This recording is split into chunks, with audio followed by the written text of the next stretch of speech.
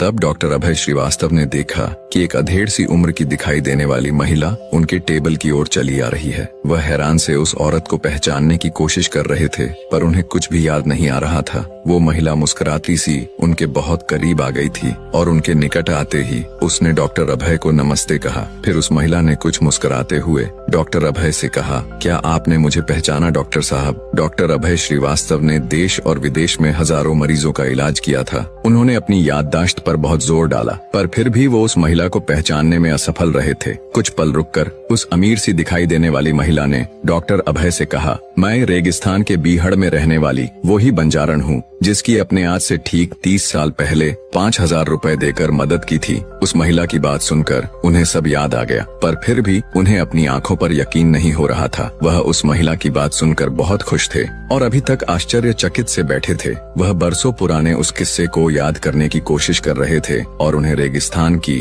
उस बंजारण में और उस सभ्य सी दिखाई देने वाली महिला में जमीन आसमान का अंतर दिखाई दे रहा था। उन्होंने अपनी कुर्सी से उठकर उस औरत का स्वागत किया और अपने परिवार के साथ बैठने के लिए उस महिला को आमंत्रित किया। तब उस महिला ने उन्हें बताया कि वह अपने बेटे और बहू के साथ आई है और उनके ठीक पीछे की टेबल पर अपने परिवार सहित बैठी है। दो परिवारों का बहुत प्रेम से मिलन हुआ और उस बंजारण औरत ने, जो अब बहुत बड़ी गायिका बन चुकी थी, अपने सारे परिवार को बताया कि कैसे डॉक्टर अभय ने उनकी मदद की थी, जिससे वो इतने ऊंचे मुकाम पर पहुंच पाई थी। उस महिला ने डॉक्टर अभय श्रीवास्तव को बताया कि उनके विदेश चले जाने के बाद कैसे उनके दोस्तों ने उसकी मदद की थी और उसे संगीत की दुनिया में नई ऊंचाइयों पर पहुंचाया था। बरसों के बाद डॉक्टर अभय को अपनी आंखों के सामने देखकर उस महिला की आंखों से झरझर आंसू बह रहे थे और वो हाथ जोड़े डॉक्टर अभय श्रीवास्तव के सामने खड़ी थी। उसने डॉक्टर अभय श्रीवास्तव को बताया कि उसने उन्हें ढूंढने की बहुत कोशिश की थी,